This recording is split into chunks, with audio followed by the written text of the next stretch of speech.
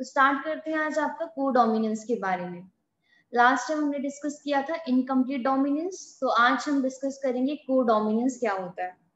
इसको हम आपका एग्जाम्पल के थ्रू समझेंगे, काफी इजी हो जाएगा हमारे लिए समझना। तो कोडोमिनेंस में हमारे पास जो एग्जाम्पल आता है वो आता है आपका ब्लड ग्रुप का, ब्लड ग्रुप ए बी का। ऐसे ये तो आपको बताइए कि हमारे, अगर हम ह्यूमन बीइंग की बात करते हैं तो मेनली 4 ब्लड ग्रुप होते हैं। कौन कौन से? एक होता है ए बी, ए बी और ओ। लेकिन हमारे पास जो कोडोमिनेंस है उसमें कौन सी ब्लड ग्रुप का एग्जांपल आता है? ए बी ब्लड ग्रुप का एग्जांपल आता है। तो यहाँ पे इसको एक पिक्चर के थ्रू समझते हैं। अब आपको अच्छी तरीके से पता है कि जो मेंडल है, मेंडल ने क्या कहा था कि जो हमारा एक सिंगल करेक्टर होता है, सिंगल करेक्टर, उसको कौन एनकोड करता है? जीन एनकोड करती है।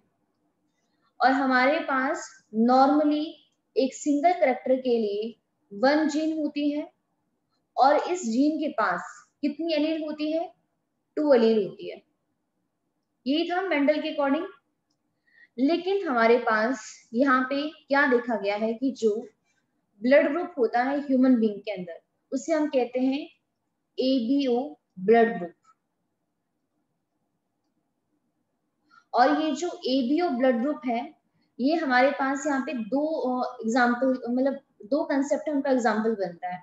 एक बनता है कोडोमिनेंस का, और सेकंड बनता है आपका मल्टीपल एलील का। तो यहाँ पे हम आपके दोनों ही डिस्कस करेंगे, एक एग्जाम्पल से दोनों चीजें हो जाएगी। पहली चीज तो हम आपको मल्टीपल एलील से स्टार्ट करते हैं, कोडोमिनेंस भी साथ में हो जाएगा। जैसे हमने नॉर्मली कहा कि 1 जीन कंट्रोल करती है एक सिंगल करेक्टर को, और एक पर्सन के पास, मतलब नॉर्मली एक जीन के लिए कितनी एलील होती है? 2 एलील होती है। लेकिन हमने क्या देखा कि जो हमारा ब्लड ग्रुप है, ब्लड ग्रुप कौन सा है? ABO blood group. ABO blood group का मतलब ये है ए बी, ए बी और ओ। तो हमने क्या देखा कि ब्लड ग्रुप को टोटल कितनी एलील कंट्रोल करती है? 3 एलील्स कंट्रोल करती है। तो यहाँ पे एक सिंगल ब्लड ग्रुप को 2 से ज्यादा एलील कंट्रोल कर रही है, तो उसको हम बोलते हैं मल्टीपल एलील, मतलब 2 से ज्यादा। मेंडल ने क्या कहा था? नॉर्मली सिंगल करेक्टर को कितनी एलील कंट्रोल करती है? मतलब एक जीन की 2 ऑल्टरनेटिव फॉर्म होती है, मतलब 2 एलील होती है। लेकिन जब हमने ब्लड ग्रुप को स्टडी किया तो हमने वहां पे देखा कितनी एलील है? 3 एलील है। अब उस एलील के नाम क्या क्या है आप यहाँ पे देख सकते हो। एलील आई ए, आप देख सकते हो यहाँ पे लिखा है, एलील आई बी, और एलील यहाँ पे स्मॉल आई। तो यहाँ पर ये एलील के नाम है। तो हमने क्या देखा, हमारे पास की जिस पर्सन के पास ही एलील ये वाली होती है आई, और यहाँ पे इसके ऊपर क्या लिखा हुआ है? कैपिटल ए लिखा है। जब हमारे पास ये एलील प्रेजेंट होती है तो ये एक ऐसा एंजाइम बनाती है जिसकी वजह से वहां पे क्या होता है? एक कार्बोहाइड्रेट का फॉर्मेशन होता है। उसको हम बोल देते हैं आपका सिंपल ए, और इसको हम एक नाम भी दे देते हैं, आपके बार हम इसको एंटीजन बोल देते हैं। और ये जो कार्बोहाइड्रेट है क्या काम करता है? हमारे ब्लड में जो आरबीसी होते हैं, जैसे आप यहाँ पे देख सकते हो, तो आरबीसी के सरफेस के ऊपर ही जाकर अटैच हो जाते हैं। मैंने क्या कहा, मैं दोबारा रिपीट कर रही हूँ कि हमारे पास ये जो एलील है, 3 एलील है जो ब्लड ग्रुप को कंट्रोल करती है, आई ए, आई बी और स्मॉल आई। अब हमारे पास ये जो कैपिटल आई ए है और कैपिटल आई बी है, ये दोनों क्या करते हैं कि ऐसे एंजाइम का प्रोडक्शन करते हैं, और ये एंजाइम किसको एनकोड करते हैं? कुछ कार्बोहाइड्रेट है उनका फॉर्मेशन करते हैं। जो हमारे पास आपका ये वाला एलील है आई ए वाला, ये ऐसे एंजाइम का फॉर्मेशन करता है जिसकी वजह से कार्बोहाइड्रेट ए बनता है, और ये वाला जो ये वाली एलील है आई और कैपिटल बी, ये एक ऐसे एंजाइम का फॉर्मेशन करता है जो बी कार्बोहाइड्रेट का फॉर्मेशन करता है। ध्यान रखना, इनकी वजह से ये कार्बोहाइड्रेट नहीं बना रहे, एंजाइम बनाते हैं। वो एंजाइम बाद में क्या करते हैं? कार्बोहाइड्रेट का फॉर्मेशन करते हैं। लेकिन हमारे पास ये जो स्मॉल आई है, ये प्रेजेंट तो जरूर है लेकिन ये किसी एंजाइम को इनकोड नहीं करते हैं, कोई एंजाइम नहीं बनाते, इसीलिए यहाँ पे कोई भी आपका कार्बोहाइड्रेट का फॉर्मेशन नहीं होता है। अब हमने क्या देखा यहाँ पे कि नॉर्मल कितनी एलील है जो ब्लड ग्रुप को कंट्रोल कर रही है, 3 एलील है। लेकिन एक पर्सन के पास, जो भी पर्सन है, उनके पास ये तीनों एलील कभी प्रेजेंट नहीं होगी। उनके पास कितनी एलील होगी? हमेशा 2 ही एलील होगी। इसका प्लीज ध्यान रखना। भले ही हमारे ब्लड ग्रुप को 3 एलील कंट्रोल करती है, लेकिन एक पर्सन के पास ब्लड ग्रुप के लिए हमेशा 2 ही एलील प्रेजेंट होगी। अब 2 एलील क्या क्या हो सकती है? जैसे मान सकते हैं कि कैपिटल आई ए ये वाली हो सकती है, दोनों सेम हो सकती है, कि दोनों एलील क्या हो? सेम हो। या फिर आई बी ये हो सकती है, स्मॉल आई। एक हमारे पास देखो 3 पॉसिबिलिटी तो ये वाली बनती है कि ये हो सकता है, लेकिन इसके अलावा डिसिमिलर भी हो सकता है। जैसे एक कैपिटल आई ए और आई बी ये हो सकता है, कैपिटल आई ए और स्मॉल आई ये भी हो सकता है, and I be small I. लेकिन कहने का मतलब यही है कि एक पर्सन एक ब्लड ग्रुप के लिए हमेशा 2 ही एलील कंट्रोल करेगा। ये पॉइंट आपको समझ आया सीमता? Yes ma'am. अब इसके बाद हमने क्या कहा कि ये एलील जब किसी के पास प्रेजेंट है कैपिटल आई ए, तो ये क्या कर रही है? एक ऐसा एंजाइम बना रही है जिसकी वजह से क्या बन रहा है? एक कार्बोहाइड्रेट बन रहा है। अब ये कार्बोहाइड्रेट क्या काम करता है? जो हमारे ब्लड के अंदर आरबीसी होते हैं, उस आरबीसी के ऊपर क्या होते हैं? अटैच हो जाते हैं। अब यहाँ पर जिस पर्सन का ब्लड ग्रुप, जो हम बोलते हैं ना किसी पर्सन का ब्लड ग्रुप ए है, तो ए में क्या होता है कि उसके पास क्या होता है कि जो आरबीसी के सरफेस है उसके ऊपर ये जो कार्बोहाइड्रेट नजर आ रहा है आपको, ये वाला, ये देखिए, ये कार्बोहाइड्रेट ए क्या हो गया है? अटैच हो गया है। तो इसको हम एंटीजन भी बोलते हैं। ऐसे आपने लास्ट टाइम भी किया होगा कि जो भी किसी पर्सन का ब्लड ग्रुप डिफरेंट होता है, ए हो गया, बी हो गया, वो किसकी वजह से होता है? आरबीसी की वजह से। बाकी तो उनकी बॉडी में सारी चीजें सेम होती है, आरबीसी ही डिफरेंट होते हैं, क्योंकि उनके आरबीसी के सरफेस पे क्या होता है? कुछ ना कुछ स्ट्रक्चर प्रेजेंट होते हैं। उनको हम एंटीजन भी बोलते हैं, उनको हम कार्बोहाइड्रेट भी बोलते हैं। और कई बार आपके पॉलीसेकेराइड भी, क्योंकि पॉलीसेकेराइड आपका कार्बोहाइड्रेट का ही टाइप है, आपको पता होगा। तो यहाँ पे देखिए कि यहाँ पे आरबीसी के सरफेस पर क्या है? ये एंटीजन ए बोलो या आप ये मान लो कार्बोहाइड्रेट प्रेजेंट है, तो इसका फिनोटाइप क्या हो गया? ए हो गया। अब यहाँ पे समझने वाली चीज क्या है कि जैसे मेंडल के अकॉर्डिंग हमने कहा कि कुछ एलील डोमिनेटिंग होती है, कुछ रिसेसिव होती है। तो हमने यहाँ पे क्या स्टडी किया कि जो हमारे पास ये कैपिटल आई ए और कैपिटल आई बी है, ये 2 एलील ऐसी हैं जो कैसी है? इक्वली डोमिनेटिंग है। इनमें से कोई भी वो नहीं, कम ज्यादा नहीं है। ऐसा नहीं है कि आई ज्यादा डोमिनेटिंग है और बी उसमें रिसेसिव है। दोनों ही एंटीजन बनाती है, लेकिन ये है कि दोनों अलग अलग एंटीजन बनाते हैं, मतलब दोनों अलग अलग कार्बोहाइड्रेट बनाते हैं, और दोनों ही इक्वली क्या है? इक्वली डोमिनेटिंग है। लेकिन हमारे पास ये जो स्मॉल आई है ना, ये रिसेसिव है इन दोनों के कंपैरिजन में। अब एक बार पहले जस्ट इस डायग्राम को समझ लेते हैं, उसको मैं आपको खुद यहाँ पे लिख के बताऊंगी, वो ज्यादा अच्छा रहेगा। जैसे यहाँ पे देखिए हमारे पास हमने क्या कहा, यहाँ पे आपका ये बन चुका है कार्बोहाइड्रेट, ए बना दिया है एलील आई ए ने, आई बी ने बना दिया बी, और स्मॉल आई कोई एंजाइम ही नहीं बनाता, जिसकी वजह से यहाँ पे कोई कार्बोहाइड्रेट बन ही नहीं पाता। अब यहाँ पे देखिए हमने क्या कहा, आई ए और आई बी क्या है? इन दोनों में से ऐसा नहीं कि कोई कम ज्यादा है, दोनों ही इक्वली डोमिनेटिंग है। जब दोनों साथ में प्रेजेंट होंगे तो दोनों ही एक्सप्रेस होते हैं। लेकिन हमारे पास जो स्मॉल आई है, ये क्या है? रिसेसिव है आई ए और आई बी के कंपैरिजन में। अब यहाँ पे देखिए जिस पर्सन का ब्लड ग्रुप ए होता है, उसके आरबीसी के सरफेस पर देखिए एक क्या है? हमारे पास एक एंटीजन प्रेजेंट है, और उस एंटीजन का नाम है ए एंटीजन। तो आप देख सकते हो इसका सरफेस हमें इस तरीके से नजर आ रहा है। अब यहाँ पे जिस भी पर्सन का ब्लड ग्रुप ए होगा, अब बात है कि उसका जीनोटाइप क्या क्या पॉसिबल है। तो वो आपका होमोजाइगस भी हो सकता है, मतलब आई ए, और वो आपका हेट्रोजाइगस भी हो सकता है, आई ए स्मॉल आई। अब सबसे पहले इस होमोजाइगस वाली कंडीशन को समझते हैं। जब दोनों एलील ही, जब दोनों एलील क्या है? आई ए और आई ए वाली है, तब तो उसमें कोई डाउट ही नहीं कि ब्लड ग्रुप ए होगा। लेकिन जब हमारे पास आपकी हेट्रोजाइगस वाली कंडीशन है, एक एलील है आई ए वाली और एक एलील है स्मॉल आई वाली, मतलब एक है ब्लड ग्रुप ओ वाली और एक है ए वाली, तो इस केस में हमने क्या देखा कि किसी पर्सन का ब्लड ग्रुप क्या हो रहा है, ए हो रहा है। तो ब्लड ग्रुप जो ए है वो आपका होमोजाइगस और हेटेरोजाइगस दोनों कंडीशन में हो सकता है। अब यहाँ पे ओ, हमारे पास ओ ब्लड ग्रुप नहीं मिला, हमें कौन सा मिला, ए मिला।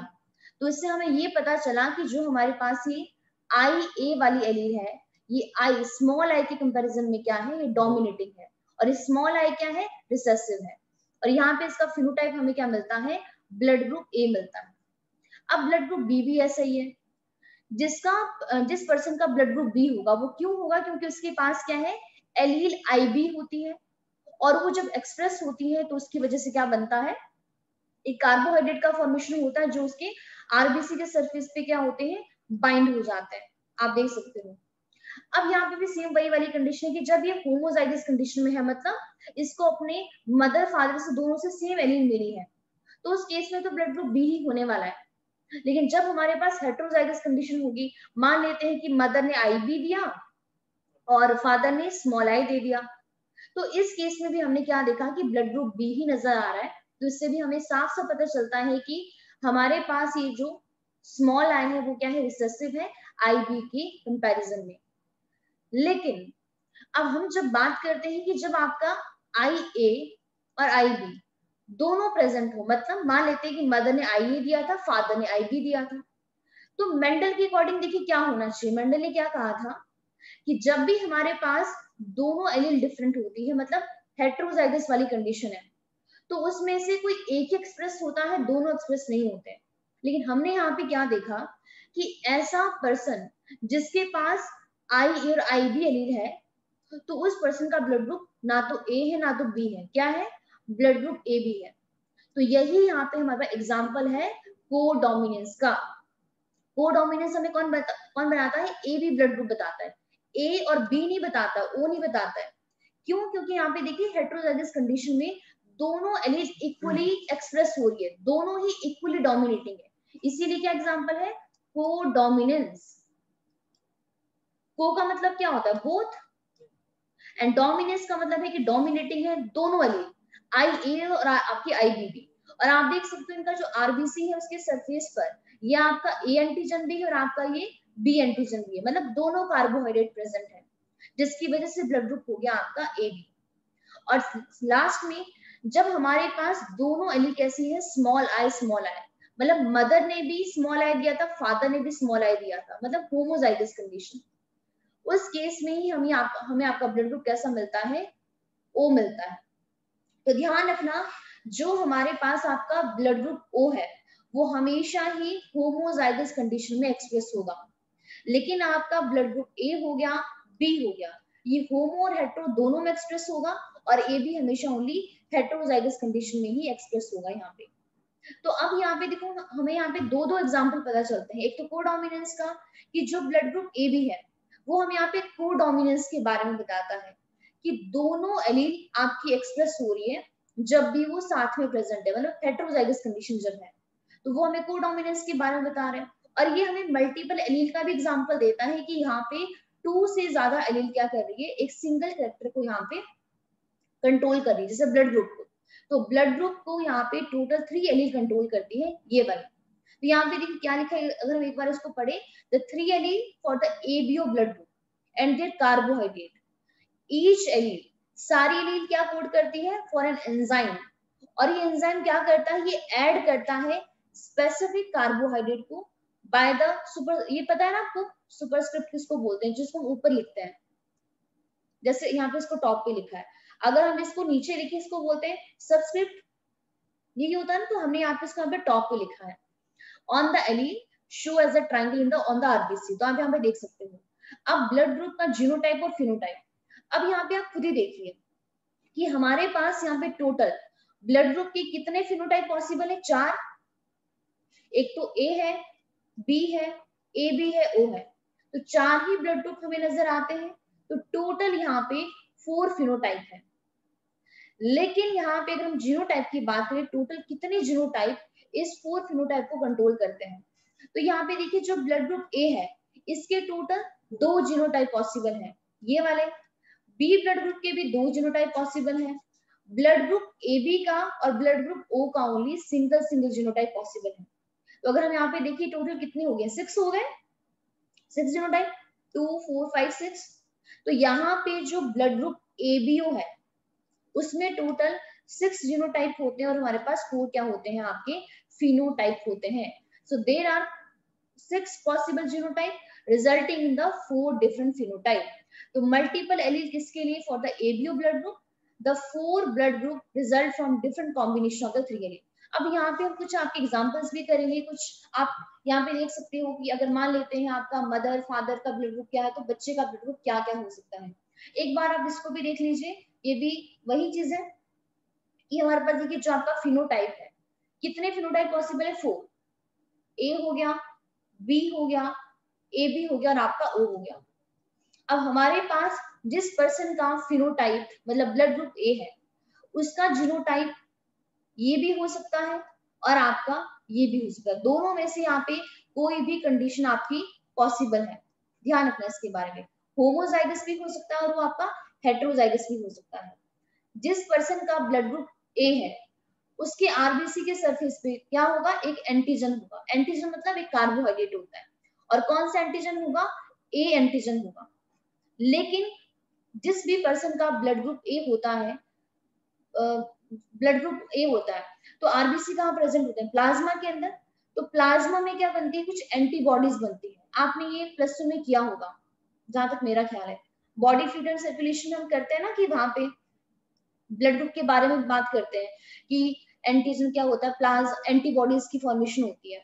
तो एंटीबॉडीज प्लाज्मा में होती है और एंटीजन आपका आरबीसी के सरफेस पे होता है। तो जिस भी पर्सन का ब्लड ग्रुप ए होता है उसके प्लाज्मा में एंटीबॉडीज क्या होती है, बी। तो यहाँ पे लिखा है एंटी बी, और ये कौन करता है, ये बॉडी बनाती है, ध्यान रखना इसके बारे में। उसके बाद तो यहाँ पे वही चीज लिखी गई कि जो जिस पर्सन का अच्छा इसको चलो बाद में लिखते हैं, पहले ये वाला देख लेते हैं। ब्लड ग्रुप जो बी है वही 2 जीनोटाइप पॉसिबल है, होमो एज वेल एज हेटेरो। तो यहाँ पे उसके सरफेस पे कौन सा एंटीजन होगा, एंटीजन बी होगा। लेकिन एंटीबॉडीज जो होगी वो आपकी अपोजिट होगी, एंटीबॉडीज ए प्रेजेंट होती है। इसके अलावा जो ब्लड ग्रुप ए भी है उसके पास दोनों ही एंटीजन प्रेजेंट होते हैं। क्यों, क्योंकि यहाँ पे देखिए जो आपकी आई एलील है ये आपका ए एंटीजन बनाएगी, और ये जो आई बी एलील है ये आपका बी एंटीजन बनाएगी।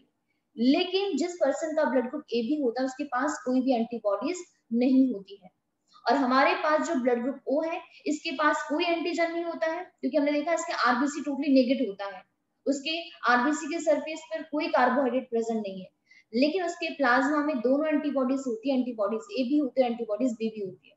ध्यान रखना, एंटीबॉडीज हमारी बॉडी बनाती है, कहाँ पे प्रेजेंट होती है, प्लाज्मा के अंदर प्रेजेंट होती है। अब यहाँ पे कुछ ही दिया गया है, blood recipient reaction to the donor blood. यहाँ पे कि ब्लड मतलब कौन सा ब्लड कौन से ब्लड ग्रुप वाला रिसीव कर सकता है।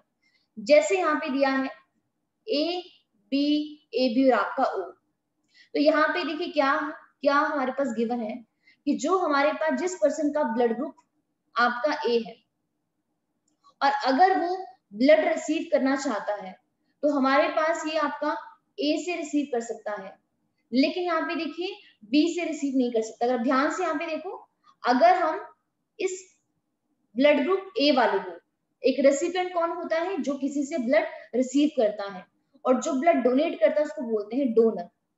तो डोनर कौन होता है, देने वाला, और रेसिपिएंट होता है रिसीव करने वाला। अब ये रिसीवर है, यहाँ पे ये रेसिपिएंट है। अगर ये ब्लड ग्रुप ए वाला इस ए से रिसीव कर रहा है तो यहाँ पे देखिए इसका आरबीसी एकदम नॉर्मल है, यहाँ पे कोई क्लम्पिंग नहीं होती, एकदम नॉर्मल है, यहाँ पे कोई प्रॉब्लम नहीं आई है। लेकिन अगर आप इस ए वाले को, अगर आप यहाँ पे बी का ब्लड ग्रुप दे दो तो यहाँ पे क्या आ रही है, देखो प्रॉब्लम आ रही है। यहाँ पे क्या हो रहा है, यहाँ पे क्लम्पिंग होना शुरू हो जाती है। तो यहाँ पे जो जिस पर्सन का ब्लड ग्रुप ए है वो कभी भी बी से रिसीव नहीं कर सकता है। अगेन यहाँ पे ए बी वाले में भी देखिए, यहाँ पर भी सेम वही प्रॉब्लम है कि अगर ए बी वाला इस ए को देगा तो यहाँ पे क्या आएगी, प्रॉब्लम आएगी। और हमारे पास अगर ओ वाला देगा तो यहाँ पर वो भी नॉर्मल है। तो हमारे पास जिस भी पर्सन का ब्लड ग्रुप ए है वो आपका ए से रिसीव कर सकता है और वो आपका ओ से रिसीव कर सकता है। अगर आप बी वाला देखो तो यहाँ पे देखिए सेम वही बात है। अब इसका रीजन क्या है ये भी आपको समझना है, क्योंकि हमारे पास जो ब्लड ग्रुप ए होता है उसके पास एंटीबॉडीज क्या होती है, बी प्रेजेंट होती है।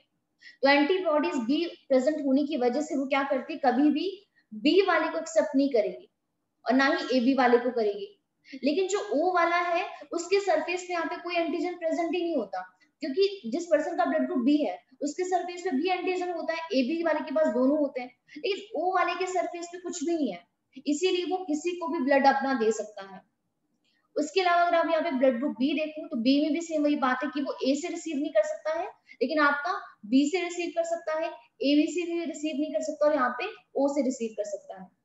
जो आपका ब्लड ग्रुप ए बी होता है वो सबसे रिसीव कर सकता है, क्यों? क्योंकि उसके पास कोई भी एंटीबॉडीज नहीं होती है। कोई भी एंटीबॉडीज ना होने की वजह से वो आपका ए हो, बी हो, ए बी हो, ओ हो, यहाँ पे आप देखिए सबसे रिसीव कर पा रहा है, इसीलिए ए बी ब्लड ग्रुप को बोलते हैं यूनिवर्सल रेसिपिएंट। तो यहाँ पे क्या है, type A B recipient can accept the blood from any donor, they are universal recipient. इसमें बहुत बार क्वेश्चन आते हैं कि ऐसा ब्लड ग्रुप बताइए जिसके पास दोनों एंटीबॉडीज प्रेजेंट होती है और इसके बाद दोनों एंटीजन होते हैं, और हम बहुत बार कंफ्यूज हो जाते हैं इसमें, क्योंकि एंटीजन या एंटीबॉडीज में। तो ध्यान रखना, जिस पर्सन का ब्लड ग्रुप ए बी होता है उसके पास दोनों एंटीजन होते हैं, ए और बी, लेकिन कोई भी एंटीबॉडीज नहीं होती है, ना एंटीबॉडीज ए होती है ना ही एंटीबॉडी बी होती है। लेकिन हमारे पास जो ब्लड ग्रुप ओ है, ब्लड ग्रुप ओ के पास कोई एंटीजन नहीं होता, ना ए होता ना बी होता, लेकिन उसके बाद दोनों एंटीबॉडीज हैं, कोई भी एंटीजन प्रेजेंट नहीं होता ओ के पास। यही रीजन है कि वो सबको अपना ब्लड डोनेट कर सकता है, वो ए बी को कर सकता है, बी को कर सकता है और आपका ए को भी कर सकता है। क्यों? क्योंकि उसके पास कोई भी एंटीजन नहीं होता है। और हाँ बिल्कुल, जिसमें आपकी एंटीबॉडीज एक्ट करती है, क्योंकि एंटीबॉडीज की वजह से सारी प्रॉब्लम आती है। अब यहाँ पे अगर आप ये ओ वाला देखो तो ओ वाला देखिए बेचारा ऐसा ना तो ए से रिसीव कर सकता है, ए वाले पे भी क्रॉस, ना बी से रिसीव कर सकता है, ना ही आपका ए बी से रिसीव कर सकता है। ओ वाला ओनली आपका ओ से ही रिसीव कर सकता है, लेकिन ये डोनेट सबको कर सकता है। यहाँ पे देखिए ए को डोनेट कर सकता है, बी को, ए बी को, ओ को, इसीलिए इसको हम बोलते हैं यूनिवर्सल डोनर। तो जिस पर्सन का ब्लड ग्रुप ओ होता है वो किसी को भी ब्लड दे सकता है, इसलिए इसको बोलते हैं यूनिवर्सल डोनर। तो यहाँ पे देखिए क्या लिखा गया है, जो आरबीसी होते हैं उन्हीं के ऊपर, उन्हीं के सरफेस पे क्या होता है, एंटीजन प्रेजेंट होता है।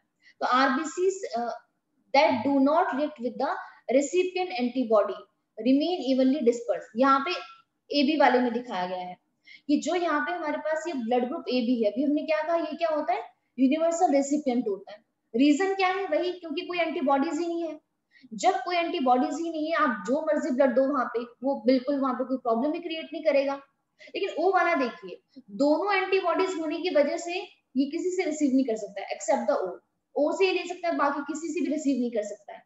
तो यहाँ पे क्या लिखा है कि RBC that do not react with the recipient antibody remain evenly dispersed, donor blood and recipient blood are the compatible.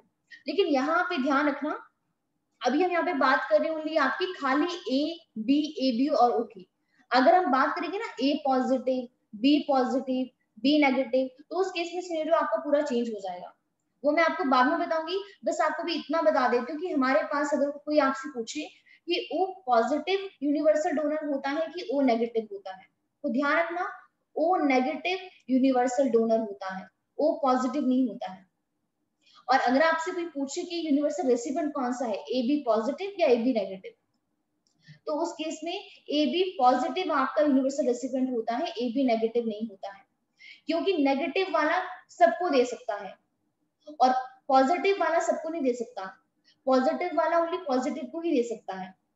जो आपका ओ पॉजिटिव ब्लड ग्रुप होता है ना, वो कभी भी आपका उसको नहीं दे पाता है। जैसे आपका ए नेगेटिव हो गया, बी नेगेटिव हो गया, ए बी नेगेटिव हो गया, ओ नेगेटिव हो गया, ठीक है। तो इसका कंसेप्ट अलग से, ऐसा ये भी आपने प्लस वन में किया होगा आर एच फैक्टर के लिए, ऐसे मैंने प्लस वन में करवाया। अगर आप देखना चाहो तो आप देख सकते हो वहाँ पे रिकॉर्डिंग्स में, वहाँ पे है ये सारा, अभी भी करवाया।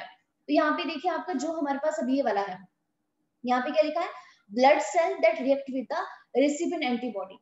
अब यहाँ पे देखिए जो हमारे पास आपका कौन सा ब्लड ग्रुप था, यहाँ पे ओ वाला था ना।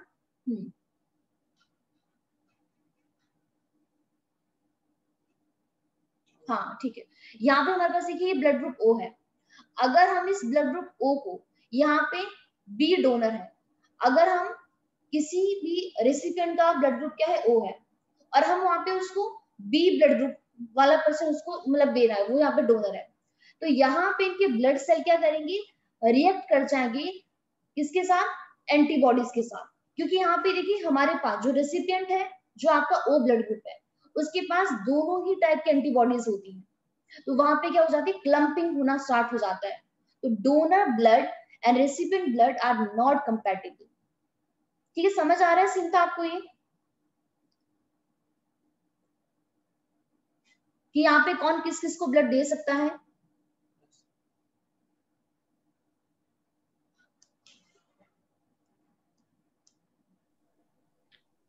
अब यहाँ पे हम एक काम करते हैं, कुछ यहाँ पे केस करते हैं आपके, उसके बाद ये वाला चार्ट करेंगे जो आपका एनसीईआरटी के अंदर मेंशन है कि यहाँ पे किस पर्सन का ब्लड ग्रुप क्या क्या हो सकता है। आप असीमता प्लीज अपना अभी कॉपी पेन ओपन कर लीजिए, क्योंकि ये सारे यहाँ पे लिखने वाला ही है, तो आप भी प्रैक्टिस करोगे तभी आपको आएगा, इससे आपको आता भी होगा। अब जैसे इस तरह के क्वेश्चंस भी आते हैं, क्वेश्चन ये पूछे जाते हैं कि मान लेते हैं मदर का ब्लड ग्रुप ये है, फादर का ये है, तो आप वहां पे बताइए बच्चों के अंदर क्या क्या पॉसिबिलिटी है, क्या क्या ब्लड ग्रुप हो सकता है। अब जैसे सबसे पहला एग्जांपल लेते हैं, केस 1 लेते हैं। यहाँ पे मान लेते हैं कि जो मदर है, मदर का ब्लड ग्रुप है ए बी, और यहाँ पे जो फादर है, फादर का ब्लड ग्रुप है ओ। तो क्वेश्चन ये पूछा जाएगा, कुछ भी पूछ सकते हैं कि आप हमें प्रोबेबिलिटी बताइए जो इन दोनों के ऑफस्प्रिंग होंगे, उनके अंदर आप हमें ए आने की प्रोबेबिलिटी बताइए, बी आने की प्रोबेबिलिटी बताइए, ए बी आने की प्रोबेबिलिटी बताइए, और साथ में ओ आने की प्रोबेबिलिटी बताइए। सिंपल सा ये क्वेश्चन है, इसको करते हैं यहाँ पे। अब अगर देखिए किसी मदर का ब्लड ग्रुप क्या है, ए बी है, तो ऑब्वियस सी बात है कि अगर वो ए बी है तो एक ही यहाँ पे पॉसिबिलिटी है कि जो फीमेल होगी उसका जीनोटाइप हमेशा ये वाला ही होगा, बाकी यहाँ पे कोई पॉसिबिलिटी है ही नहीं। जिस भी पर्सन का ब्लड ग्रुप ए बी होगा उसका एक ही जीनोटाइप पॉसिबल है, ये वाला। और जिस भी पर्सन का ब्लड ग्रुप क्या है, ओ है, जैसे हमने यहाँ पे फादर लिया, उनका ब्लड ग्रुप क्या है, ओ है, तो ओ के केस में भी एक ही पॉसिबिलिटी है कि उनका जीनोटाइप स्मॉल आई ही होगा, इसके अलावा यहाँ पे बाकी कोई पॉसिबिलिटी बनती ही नहीं है। अब हमने अभी यही बात की थी कि जो भी एक पर्सन है, नो डाउट ब्लड ग्रुप को 3 एलील कंट्रोल करती है, लेकिन एक पर्सन के पास हमेशा 2 ही एलील होगी, जैसे आप यहाँ पे देख सकते हो 2 ही एलील है। अब मान लेते हैं कि जो बच्चे होंगे, आप सबको पता है यहाँ पे क्या करना, गैमेट्स बनेंगे, तो जब भी गैमेट्स बनेंगे एलील का सेग्रीगेशन होगा, लॉ ऑफ सेग्रीगेशन यहाँ पे एप्लीकेबल होगा। जब मियोसिस होगी तो यहाँ पे एलील्स क्या हो जाएगी, आपकी सेपरेट हो जाएगी। अब जो यहाँ पे फीमेल है, अब यहाँ पे एग के अंदर 50-50% प्रोबेबिलिटी है कि उस एग में ये वाली एलील भी जा सकती है और आपकी ये वाली एलील भी जा सकती है, तो यहाँ पे 2 डिफरेंट टाइप के एग बन सकते हैं। लेकिन जो फादर है उसके बाद दोनों एलील सेम है, तो सारे स्पर्म में एक ही एलील होगी, यहाँ पे तो कोई प्रॉब्लम ही नहीं है, ओनली क्योंकि होमोजाइगस कंडीशन है। लेकिन एग यहाँ पे 2 टाइप के हो सकते हैं, तो यहाँ पे देखिए जो आपका एग है जब वो स्पर्म के साथ मिलेगा तो क्या जीनोटाइप बनेगा, ये वाला, और दूसरा क्या बनेगा, ये वाला, बस 2 ही पॉसिबिलिटी है। तो इस केस में देखिए अगर किसी का जीनोटाइप ये वाला है तो उस केस में उस पर्सन का ब्लड ग्रुप क्या हो जाएगा, ब्लड ग्रुप हो जाएगा ए। क्यों होगा, क्योंकि देखिए एलील तो दोनों है, ब्लड ग्रुप ए वाली भी है और यहाँ पे ओ वाली भी है, लेकिन ये जो ओ वाली एलील है वो क्या है, आपकी रिसेसिव है, और आई ये वाली क्या है, डोमिनेटिंग है। तो इस केस में उसका फिनोटाइप क्या होगा, ब्लड ग्रुप ए होगा। और इस केस में क्या है, इस केस में ब्लड ग्रुप क्या होगा आपका, ब्लड ग्रुप बी होगा। रीजन क्या है, वही क्योंकि यहाँ पे स्मॉल आई क्या है, रिसेसिव एलील है, और आपकी ये आई बी वाली क्या है, आपकी डोमिनेटिंग एलील है। तो जब आपकी हेटेरोजाइगस कंडीशन में प्रेजेंट है तो हमें यहाँ पे बी ब्लड ग्रुप नजर आ रहा है। तो यहाँ पे अगर आपको इस तरीके का क्वेश्चन आता है तो सिंपल सी बात है कि जिस भी मतलब यहाँ पे आप इसको वाइस वर्सा भी कर सकते हो, क्योंकि यहाँ पे सेक्स के ऊपर कोई डिपेंड नहीं करता है। यहाँ पे अगर आप उल्टा भी बोलोगे ना कि मान लेते हैं मदर ओ है और फादर यहाँ पे ए बी है, तब भी ये केस बनने वाले, यहाँ पे कोई भी वो नहीं है। लेकिन अगर कभी भी आपको इस तरह का क्वेश्चन आता है तो सिंपल सी बात है कि अगर मदर फादर में एक ए बी और दूसरा ओ है तो उनके बच्चों का ब्लड ग्रुप कभी भी ना तो ए बी हो सकता है ना ही कभी ओ हो सकता है, या तो ए होगा या बी होगा, 50-50% प्रोबेबिलिटी होती है। लेकिन आंख बंद करके आपको आंसर करना है कि अगर मदर या फादर में से दोनों कोई एक ए बी है और एक आपका ओ है, तो उनके बच्चे कभी भी ए बी और ओ नहीं हो सकते हैं, या तो ए होगा या तो फिर बी होगा। तो ये हमारे आपके सबसे सिंपल केस है। लेकिन थोड़ा सा अगर हम आगे जाएं, अब दूसरा केस मानते हैं। अगर मान लेते हैं वही फीमेल है, इनका ब्लड ग्रुप ए है और जो मेल है उनका ब्लड ग्रुप यहाँ पे ए बी है। तो अब इस क्वेश्चन का आप ही मुझे आंसर दो, यहाँ पे जो उनके ऑफस्प्रिंग होंगे, चलो इसको आप निकालो, खुद ही निकालो, उनके अंदर कौन कौन से ब्लड ग्रुप हो सकते हैं, क्या क्या पॉसिबिलिटी है, ये निकालिए।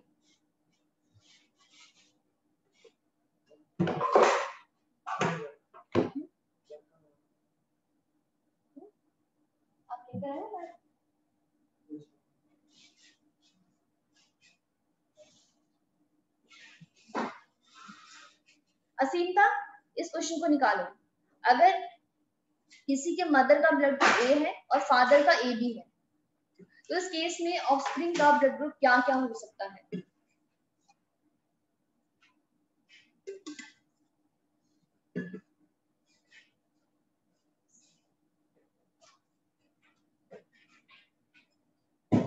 मैम ए हो सकता है।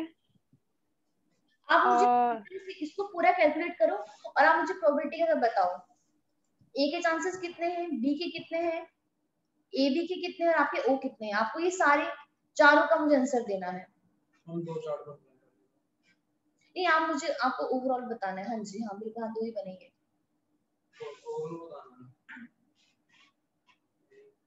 चलो फिर भी आप मुझे बता दो पहले। हाँ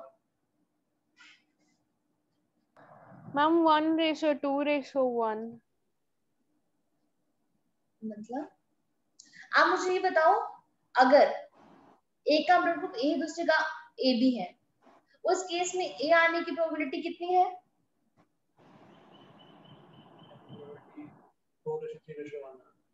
मैम 2 टाइम्स। प्रोबेबिलिटी आपको बताना है, परसेंटेज के केस में बताओ आप मुझे कितना परसेंट, 10%, 20%, 30, कितना? ठीक है। B ma'am 1। आपका कितना आ रहा है? मैम ए 2 बार आ सकते हैं, ए बी 1 टाइम और बी भी 1 टाइम। अच्छा ये बताओ, ओ आने की प्रोबेबिलिटी कितनी है? मैम 0%। ठीक है। और ए बी आने की? मैम 1। 1। मैम रेशो 1 है फोन में से। आपको यहाँ पे ना परसेंटेज में आंसर देना है, कितना परसेंट, क्या प्रोबेबिलिटी है?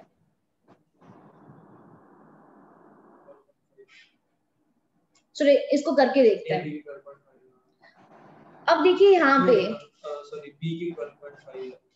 20%। चलो ठीक है, कैलकुलेट करते हैं। जैसे हमने कहा यहाँ पे फीमेल का ब्लड ग्रुप ए है और मेल का, मैम 25%। 25। और मेल का ब्लड ग्रुप आपका ए बी है। तो यहाँ पे सिंपल सी बात है कि जो मेल है यहाँ पे तो एक ही जीनोटाइप पॉसिबल है, ये वाला, यही वाला पॉसिबल है। अगर किसी का ब्लड ग्रुप ए बी होगा तो वहां पे, हाँ एक चीज और, ये भी बहुत सिंपल है, अगर किसी भी मतलब मेल फीमेल में से अगर किसी का भी ब्लड ग्रुप ए बी है ना, तो वहां पे उनके बच्चों का ब्लड ग्रुप कभी ओ हो ही नहीं सकता है, कभी भी नहीं होगा, 0% होगा।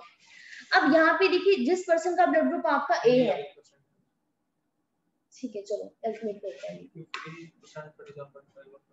अगर किसी का ब्लड ग्रुप ए है, तो इस केस में देखिए अब इसका जीनोटाइप क्या हो सकता है। जिस पर्सन का ब्लड ग्रुप ए है वो आपका होमोजाइगस कंडीशन में प्रेजेंट हो सकता है, इसमें भी हो सकता है, और आपका हेट्रो में भी हो सकता है, लेकिन हमें नहीं पता कि वो होमो में है कि हेट्रो में है, तो हमें यहाँ पे दोनों करके देखने पड़ेंगे। मान लेते हैं पहला केस, मान लेते हैं यहाँ पे आपका पुनेट स्क्वायर्स को देखते हैं। चलो हाँ, नहीं बिल्कुल वैसे भी कर सकते हैं, बट चलो यहाँ पे फीमेल का लिख लेते हैं। पहला केस तो ये हो सकता है कि फीमेल क्या है आपकी होमोजाइगस कंडीशन में है, और मेल तो आपका हेट्रो में ही होगा क्योंकि वो ए बी है। इस केस में देखिए यहाँ पे ब्लड ग्रुप क्या बन जाएगा आपका ए, इस केस में क्या बन जाएगा आपका ए बी बन जाएगा, इस केस में दोबारा ए बनेगा आपका, और लास्ट में बन जाएगा आपका ए बी बनेगा। तो अगर तो फीमेल यहाँ पे आपकी होमोजाइगस कंडीशन में प्रेजेंट है, तो यहाँ पे जो बच्चे होंगे उनकी ए ब्लड ग्रुप आने की प्रोबेबिलिटी 50% है, और ए बी आने की प्रोबेबिलिटी भी कितनी है 50% है। हाँ, अगर ये वाला केस है, लेकिन उसमें बी आने की और ओ आने की प्रोबेबिलिटी कितनी है 0% है, हो ही नहीं सकता है। अब इसको थोड़ा सा मॉडिफाई कर लेते हैं। मान लेते हैं कि हमारे पास जो फीमेल है आपकी वो कौन सी वाली कंडीशन में है, वो आपकी यहाँ पे हेट्रोजाइगस कंडीशन में है, ये वाला केस है। दोनों एलील क्या है डिफरेंट है। अब देखिए अगर ये वाली ए है तब भी तो ब्लड ग्रुप ए ही होने वाला है। अब इस केस में क्या होगा, पहला वाला तो क्लियर है यहाँ पे, यहाँ पे देखिए अब यही वाला चेंज करना है हमें। यस मैम, ये ए बन जाएगा। एक तो हमें यहाँ पे चेंज करना है और दूसरा हमें आपका यहाँ पे चेंज करना है। यहाँ पे करके देखिए, यहाँ पे ये स्मॉल आई आ जाएगा और यहाँ पे ये आई भी आई आ जाएगा। तो इस केस में यहाँ पे ब्लड ग्रुप आपका बी बनेगा और यहाँ पे ब्लड ग्रुप आपका ए ही बनेगा। अब देखिए यहाँ पे आपका सिनेरियो थोड़ा सा चेंज हो गया है।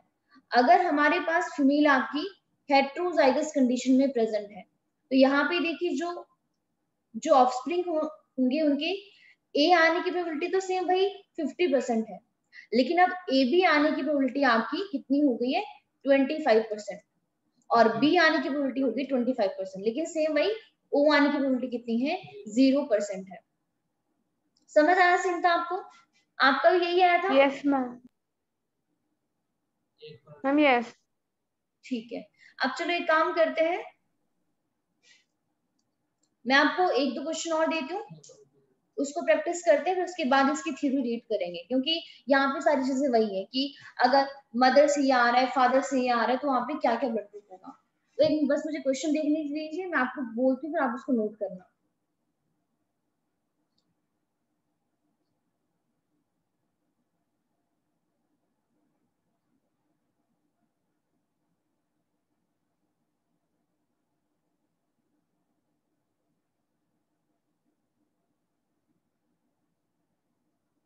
और एक्चुअली ना अगर आपको इस तरीके से कुछ भी आए, तो आप किसी का भी कोई अगर कहता है कि हमारे पास की हमारे मदर का फादर का ब्लड ग्रुप ये है, तो आप उसको कैलकुलेट कर सकते हो।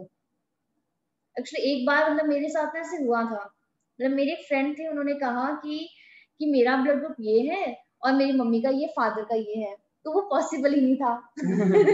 मैं कहा ये हो ही नहीं सकता है। वो कहते कि नहीं ऐसे ही मेरी मदर का ये, मुझे याद नहीं आ रहा क्या था, और फादर का ये, लेकिन मेरा ये है। मैं कहा पॉसिबल ही नहीं है, या तो मैं कहा तो फिर उन्होंने फिर फोन करके पूछा, तो उन्होंने कहा कि हाँ कि वो मेरे से मतलब वो हो गया था कि डॉक्यूमेंट के अंदर वो था। तो इस तरीके से अगर कोई बोले तो मतलब आप वो कैलकुलेट कर सकते हो। और जैसे आपने सुना होगा बहुत सारे लोगों को इसके मिथ भी होते हैं, जैसे मान लेते हैं कि किसी का ए है किसी का बी है, तो उनके बच्चों का ब्लड ग्रुप बी भी हो ओ भी हो सकता है। लेकिन मोस्टली हमारे घर पे लोग क्या मानते हैं कि जो हमारे पेरेंट्स का होता है उन्हीं में से कोई एक ब्लड ग्रुप होता है बच्चों का, बाकी तो कोई यहाँ पे केस ही नहीं बनता है। आपने भी सुना होगा ऐसे। तो ऐसा बिल्कुल भी नहीं है, अगर किसी का ब्लड ग्रुप ए है किसी का बी है, उसके बावजूद भी उनके बच्चों का ब्लड ग्रुप आपका ए बी हो सकता है और वहां पे आपका ओ भी हो सकता है। वो डिपेंड करता है कि वो आपको वहां पे कौन सी वाली कंडीशन में प्रेजेंट है। एक मिनट, क्वेश्चन कुछ अच्छे मिल नहीं रहा है, एक मिनट खुद, चलो मैं खुद ही दे देती हूँ बना के फिर, लेकिन काफी घुमाए फिरे हुए क्वेश्चन होते हैं। चलो आप मुझे ये निकालिए, जो हमारे पास मान लेते हैं कि जो फीमेल है उनका ब्लड ग्रुप बी है और वो आपकी हेट्रोजाइगस कंडीशन में प्रेजेंट है, और जो मेल है उनका ब्लड ग्रुप ए है और ये आपकी होमोजाइगस कंडीशन में प्रेजेंट है। तो इस केस में आप मुझे बताइए कि इनके जो ऑफस्प्रिंग होंगे उनके क्या क्या प्रोबेबिलिटी है ब्लड ग्रुप पाने की, और प्लीज विद परसेंटेज निकालना।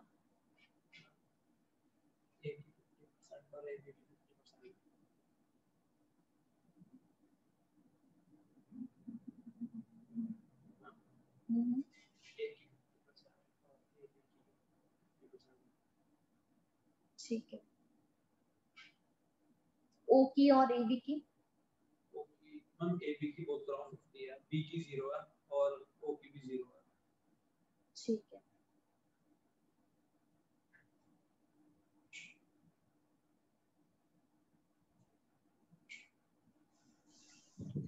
वन रेशो 2:2 ही है ma'am. 2 ratio ma'am 25% chances 50% chances A B के हैं और 50% चांसेस ए ब्लड ग्रुप के हैं। सॉरी सॉरी मैम, 1 मिनट गलत हो गया, 1 मिनट गलत हो गया। हाँ जिसको कीजिए आप दोबारा। हम्म हम्म हाँ ये तो सिंपल सही है।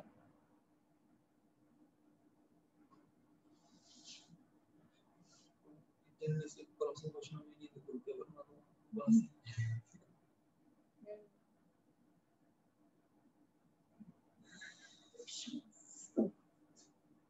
ये पहले करवाए थे, काफी ज्यादा क्वेश्चन मुझे मिल नहीं रहे हैं।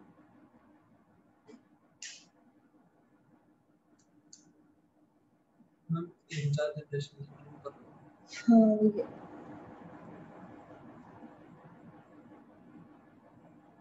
ये वाला अच्छा अच्छा क्वेश्चन है। मैम 2 ऑफस्प्रिंग्स ए बी होंगे और 2 ए ब्लड ग्रुप होंगे। ये 2 ए भी आप ऐसे नहीं बोलोगे ना सीमता, वो तो कुछ भी ऐसे नहीं होगा ना कि जो 2 बच्चे मान लेते हैं वो 4 बच्चे पैदा कर रहे हैं तो दो उसमें आपके ए बी वाले हो जाएंगे और 2 ऐसे हो जाएंगे, ऐसे नहीं होगा ना ये तो, मतलब वो 4 का 4 ए बी हो सकते हैं, 4 का हाँ 4 A B 50% chances A B के हैं, 50% चांसेस ए ब्लड ये ग्रुप के ऐसे हैं। नहीं बोलना आपको कभी नहीं, ठीक है, ये आप रॉन्ग बोल रहे हो इस तरीके से, 2 ऐसे होंगे 2 ऐसे होंगे। यहाँ पे देख लीजिए फीमेल कैसी थी, हेट्रोजाइगस आईबी है, मतलब बी ब्लड ग्रुप है, मतलब कौन सी कंडीशन होगी, अगर फीमेल आपकी हेट्रोजाइगस है तो आईबी और ये वाला केस होगा, और मेल क्या था, मेल का ब्लड ग्रुप ए है और आपका होमोजाइगस है, तो सिंपल सी बात है ये होगा। इस केस में मान लो वो ब्लड ग्रुप आपका ए बी होगा, यहाँ पर भी ए बी होगा, यहाँ पर ए यहाँ पर ए, तो 50% चांस है कि उनके बच्चों के ए बी ब्लड ग्रुप हो सकता है और 50% चांस है कि वहां पे आपका ए ब्लड ग्रुप हो सकता है, लेकिन कभी भी बी नहीं होगा, कभी भी ओ नहीं होगा, उसके 0% चांस है। ठीक है, अब यहाँ पे एक क्वेश्चन है, काफी ज्यादा अच्छा क्वेश्चन है, उसको करके दिखाना मुझे, 1 मिनट मैं यहाँ पे नोट कर रही हूँ, प्लीज आप उसको नोट कर लो अपनी कॉपी में। क्वेश्चन है कि यहाँ पे मैं कुछ नहीं नोट कर रही हूँ, if one child in the family has blood group AB and another child has O,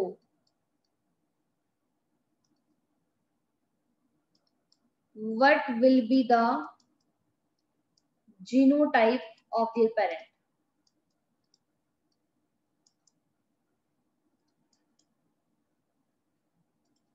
पहला ऑप्शन है IAIB,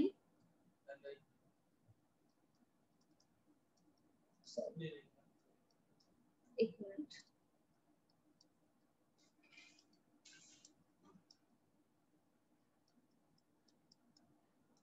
सेकेंड ऑप्शन है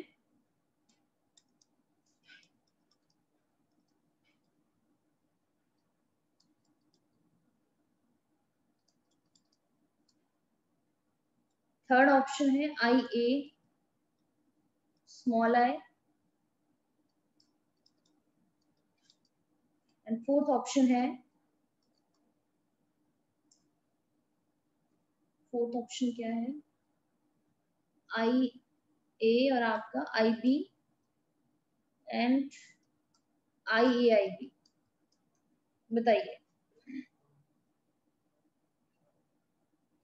मैं भी सॉल्व करके देखूंगी, पता नहीं।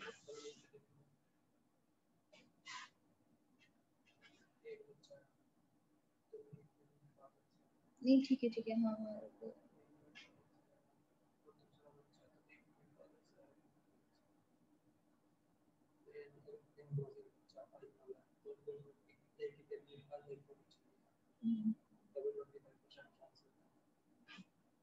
सारे ऑप्शन इसी पॉइंट से रूल आउट हो जाएंगे, इसमें थर्ड वन जाएगा। एक मिनट।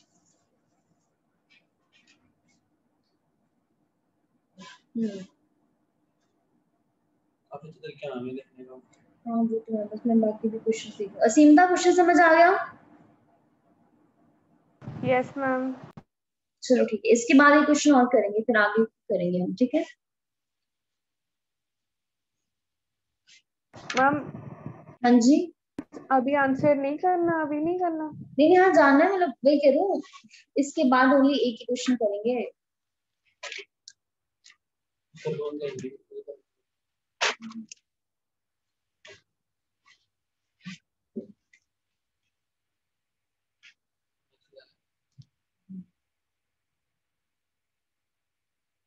सी बन रहा है आपका?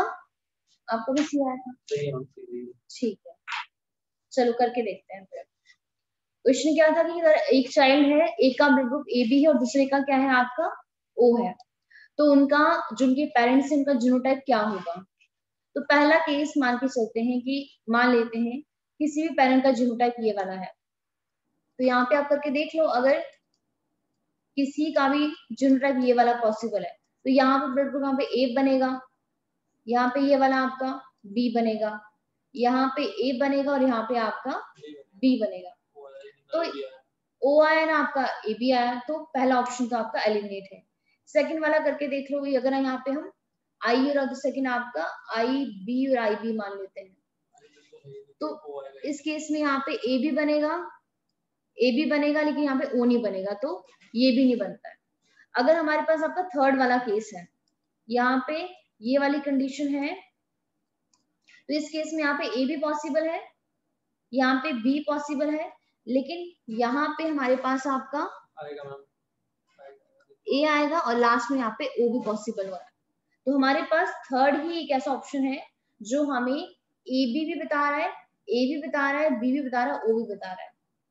अब लास्ट वाला देखते हैं। लास्ट वाला बोल रहा है कि अगर A का जीनोटाइप ये वाला है और दूसरे के पास मतलब सेम AB है, और आप खुद ही देखो, अगर दोनों का ब्लड ग्रुप यहाँ पे AB है, यहाँ पे AB होगा, यहाँ पर भी AB होगा, तो उनके बच्चों का ब्लड ग्रुप कभी O हो ही नहीं सकता है, तो ये तो ऐसे ही एलिमिनेट हो जाता है। तो आंसर हो गया आपका थर्ड। ठीक है, लास्ट क्वेश्चन करते हैं, फिर आगे करेंगे हम। क्वेश्चन है, in a family father has blood group A and mother का ब्लड ग्रुप है B। Their children show, children क्या शो कर रहे हैं, 50% probability for a blood group AB। तो वो इंडिकेटिंग दैट, क्या इंडिकेट कर रहा है, पहला ऑप्शन है।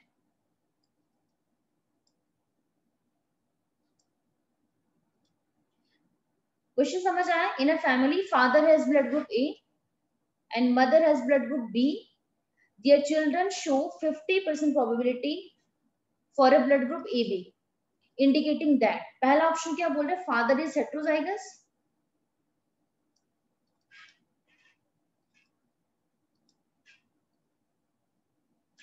सेकेंड ऑप्शन बोल रहा है mother is heterozygous, third option बोल रहा है either of the parent is heterozygous,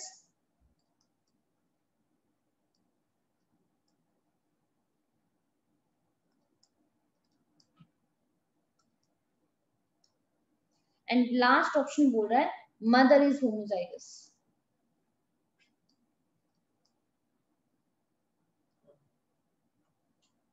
question समझ आया? आंसर दीजिए।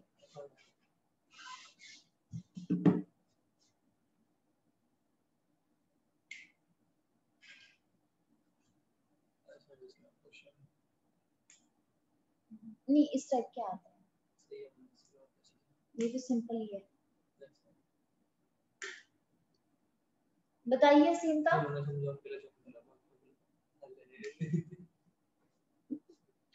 हाँ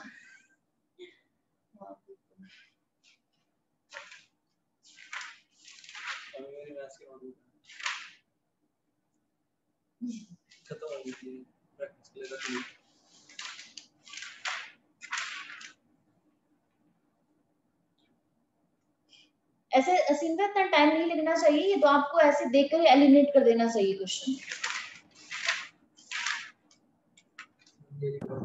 मैम थर्ड। हाँ जी, इतना टाइम नहीं, देखो सिंपल सी बात है, जो ब्लड ग्रुप है वो कभी भी सेक्स के ऊपर डिपेंड ही नहीं करता है कि वहां पे मतलब फीमेल का जीनोटाइप ये वाला या फीमेल वाला ऐसा है।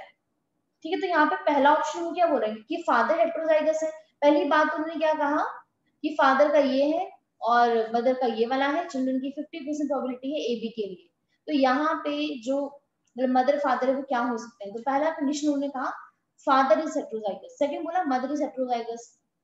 ब्लड ग्रुप में मदर हेट्रोजाइगस हो या फादर हो हमें कोई फर्क नहीं पड़ता है, ब्लड ग्रुप के ऊपर कोई फर्क नहीं पड़ता कि नहीं अगर मदर का ये होगा फादर का ये होगा तो उससे वहां पे कुछ चेंज आ जाएगा। और लास्ट में वही कहा था कि मदर इज होमोजाइगस। हाँ बिल्कुल, इससे कोई वो नहीं करता है।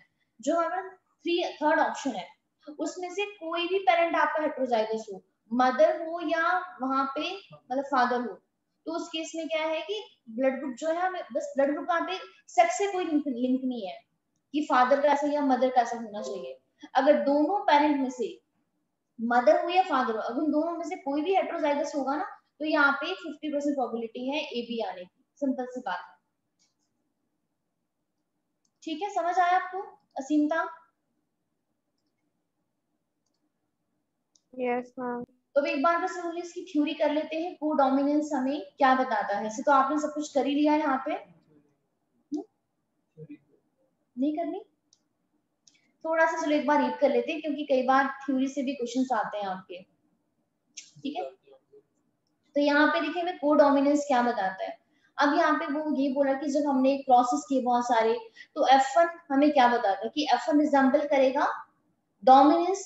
कंप्लीट डोमिनेंस हमें क्या बताता है कि जब कोई हमारे पास दो एलील कैसी है आपकी डिसिमिलर है, हेट्रोजाइगस कंडीशन है, तो दोनों में से कोई एक ही एक्सप्रेस होगा, तो वो हमें कंप्लीट डोमिनेंस बताता है।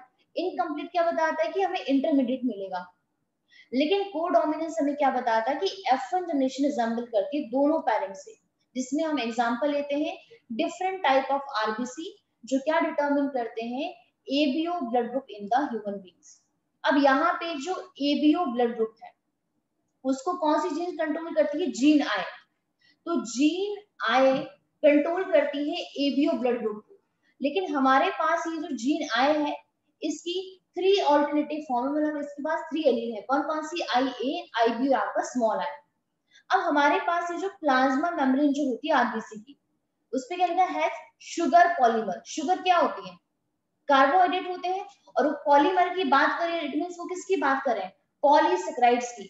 कार्बोहाइड्रेट आपके जो होते हैं वो आपके 3 टाइप के होते हैं, मोनोसेकेराइड, डाइसेकेराइड और आपका पॉलीसेकेराइड। तो यहाँ पे जो आरबीसी के सरफेस पे जो शुगर अटैच होती है ना आपकी, वो आपकी पॉलीसेकेराइड होती है that protrude from its surface and this kind of sugar is controlled by the gene। अब वहां पे ये शुगर प्रेजेंट है कि नहीं है उसको कौन कंट्रोल कर रहे हैं, जीन ही कंट्रोल कर रही है। अब हमारे पास ये जो एलील आई और आई बी है वो क्या प्रोड्यूस करती है, slightly different form of sugar. तो नाम से ही पता चल रहा है कि आई ए अलग शुगर बनाएगी और आई बी आपकी डिफरेंट शुगर बनाएगी। लेकिन हमारे पास जो एलील स्मॉल आई है does not produce any sugar, यहाँ पे ये किसी भी शुगर का फॉर्मेशन नहीं करती है। Because humans are diploid organism, each person possess any 2 of the 3 I gene allele. ये काफी इंपॉर्टेंट लाइन है कि हमारे पास जितने भी पर्सन होंगे उनके पास हमेशा 2 ही एलील प्रेजेंट होगी, तीनों प्रेजेंट नहीं हो सकती है।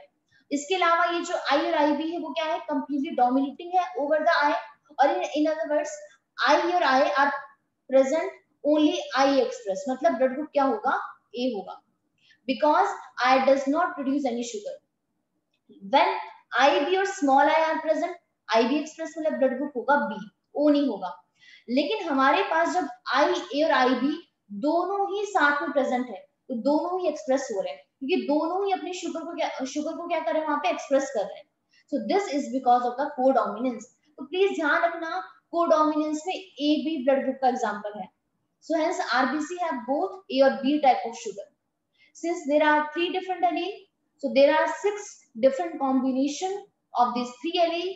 There are possible of total 6 different genotype of the human ABO blood. And how many phenotype are possible? Phenotype are possible. Simple से आगे 4, 4 phenotype है और 6 कितने हैं आपकी जीनोटाइप है। और सोचो इतना सिंपल क्वेश्चन ये भी आपका बहुत बार नीट में पूछा गया है कि कितने जीनोटाइप कितने फिनोटाइप पॉसिबल होते हैं। तो आपका एनसीईआरटी के अंदर देखिए एक ही चार्ट बना हुआ है, बहुत ही सिंपल है, एक बार आप इसको देख सकते हो कि हमारे पास जो कोई भी ऑफस्प्रिंग है उसका ब्लड ग्रुप ए कब कब होगा।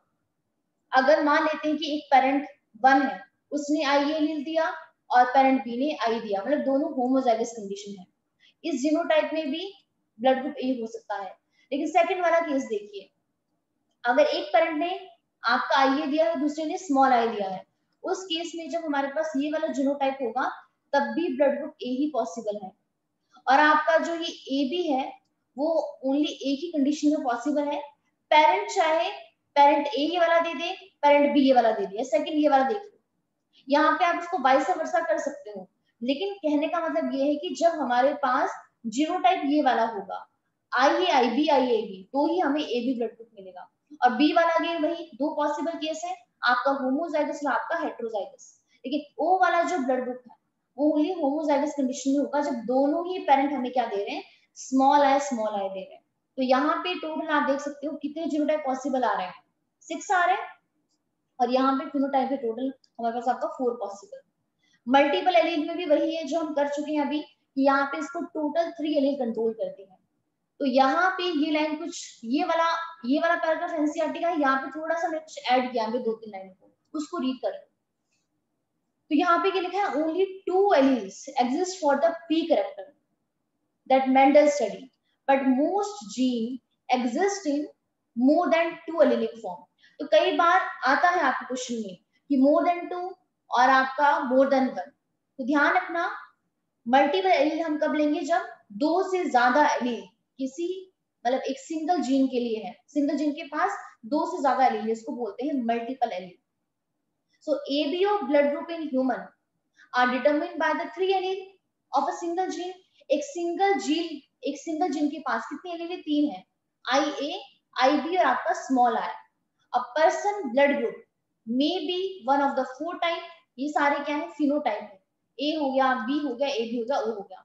सो these letter refer to the 2 carbohydrate, 2 carbohydrate होते हैं, एक होता है आपका ए और दूसरा होता है B, that may be found on the surface of the RBC. A person blood cell may have carbohydrate A, तो जिस पर्सन के पास कार्बोहाइड्रेट ए होगा उसका ब्लड ग्रुप ए बनेगा, और इसके पास बी होगा उसका बी बनेगा, जिसका दोनों होंगे उसका ए बी बनेगा, और जिसका कोई भी नहीं होगा उसका ब्लड ग्रुप बनेगा आपका ओ। एग्जांपल क्या है एबीओ ब्लड ग्रुप का, वही आ गया, सॉरी मल्टीपल एलील का एबीओ ब्लड ग्रुप। समझ आ गया आपको? तो आप देख सकते हैं यहाँ पे कि मोर देन 2-3 एलील कंट्रोल कर रही है सेम करेक्टर को, और करेक्टर क्या है, ब्लड ग्रुप, और ट्रेड क्या है, ए बी ए बी और आपका ओ। तो यहाँ पे क्या है, since in an individuals only 2 allele can be present, multiple allele can be found only when population study are, जब हम पॉपुलेशन की स्टडी करते हैं तभी हमें मल्टीपल एलील के बारे में पता चला है। उसके बाद आपका एनसीईआरटी में एक पैराग्राफ दिया गया है, ऐसे ये तो हमें पहले करना चाहिए था आपका इनकम्प्लीट डोमिनेंस में, बट यहाँ पे कर लेते हैं। एनसीईआरटी में क्या लिखा गया है कि नॉर्मली एक सिंगल जीन क्या प्रोड्यूस करती है, सिंगल जीन का जो प्रोडक्ट होता है एक बार वो आपका मोर देन 1 इफेक्ट करता है। हाँ ठीक है, हाँ ठीक है, नहीं, हाँ नहीं, ठीक है देखिए सिंगल जीन क्या है, उसके मोर देन वन इफेक्ट आते हैं। जैसे देखिए अब जीन है हमारे पास हाइट के लिए, बट इफेक्ट तो कुछ भी हो सकता है, टॉल हो सकती है, ड्वार्फ हो सकती है, मिडल वाली हो सकती है, ऐसे ही होता है। तो यहाँ पे क्या बोल रहे हैं, occasionally a single gene product may produce more than one effect. हो सकता है ना, पॉसिबिलिटी है, जैसे ब्लड ग्रुप हो गया, तो ब्लड ग्रुप तो एक सिंगल जीन है, लेकिन उसका जो इफेक्ट है वो ए हो सकता है, बी हो सकता है, ए बी हो सकता है, ओ हो सकता है। तो कितने सारे इफेक्ट है इसके। अब एग्जांपल एक लेते हैं आपका स्टार्च सिंथेसिस का, जो काफी ज्यादा इंपॉर्टेंट है। जो स्टार्च की सिंथेसिस होती है पी सीड के अंदर, उसको ओनली वन जीन ही कंट्रोल करती है। अब एक बार इसको ओनली इस डायग्राम की हेल्प से यहाँ पे समझते हैं। ये एक्चुअली पहले नहीं था, अभी अभी एनसीईआरटी के अंदर इसको मतलब आपका ऐड किया गया ये वाला पैराग्राफ। तो यहाँ पे देखिए क्या बोलता है कि जो स्टार्च की जो सिंथेसिस होती है पी सीड के अंदर, हमने क्या देखा कि उसको ओनली वन जीन ही कंट्रोल करती है, और हमारे पास वो जो वन जीन है उसकी ओनली टू एलील है, वही सेम, एक कैपिटल बी, दूसरी है स्मॉल बी। लेकिन हमने यहाँ पर भी क्या देखा, हमने यहाँ पे आपका इनकम्प्लीट डोमिनेंस देखा। जब भी किसी पी प्लांट के पास, मान लेते हैं हम यहाँ पे एग्जांपल लेते हैं कि जो हमारे पास स्टार्च की सिंथेसिस होती है पी सीड के अंदर, हमारे पास वहां पे लॉन्ग, मान लेते हैं कि लार्ज स्टार सिंथेसिस हो रहा है और एक और आपका स्मॉल स्टार सिंथेसिस हो रहा है। अब हमने क्या देखा कि अगर हमारे पास प्योर, मान लेते हैं कि प्योर कंडीशन है, एक पी प्लांट है, वो क्या कर रहा है, स्टार्च का सिंथेसिस काफी ज्यादा कर रहा है, और जब हमने इसका जीनोटाइप देखा तो वो कैसा था आपका कैपिटल बी, मतलब वो आपका होमोजाइगस कंडीशन में प्रेजेंट है, ये लार्ज है। और ये स्मॉल बी क्या है, यहाँ पे स्टार्च की सिंथेसिस कैसे हो रही है, स्मॉल हो रही है। अब जब हमने इन दोनों पी प्लांट की क्रॉसिंग करवा के देखी और F1 जनरेशन देखा, तो हमने यहाँ पे देखिए मेंडल के अकॉर्डिंग क्या होना चाहिए था कि या तो यहाँ पे हमें जो आपकी जो भी यहाँ पे जो सीड मिले उसके अंदर स्टार्च की सिंथेसिस या तो लार्ज होनी चाहिए या फिर स्मॉल होनी चाहिए, लेकिन यहाँ पर ऐसा नहीं हुआ। जब हमने यहाँ पे इसको स्टडी किया तो हमने देखा कि F1 जनरेशन में जो हमें वहां पे कैसे मिल रहा है आपका, ये देखिए बिग राउंड, मतलब बिग नहीं F1 ही है, अच्छा ठीक है, हाँ सॉरी, हाँ तो हमने यहाँ पे क्या देखा कि जो आपकी F1 जनरेशन है उसमें हमें स्टार्च की सिंथेसिस कैसी हो रही, इंटरमीडिएट टाइप, मतलब ना तो बहुत ज्यादा ना ही बहुत कम, सब में बिल्कुल ये देखा जितने भी आपकी जनरेशन आई। फिर हमने वहां पे उसकी F2 जनरेशन निकाली F1 से, तो F2 कैसे निकालते हैं आपको पता ही है कि F1 जनरेशन की में क्या करवा दो, सल्फिंग करवा दो, जो यहाँ पे करवा के देखी है।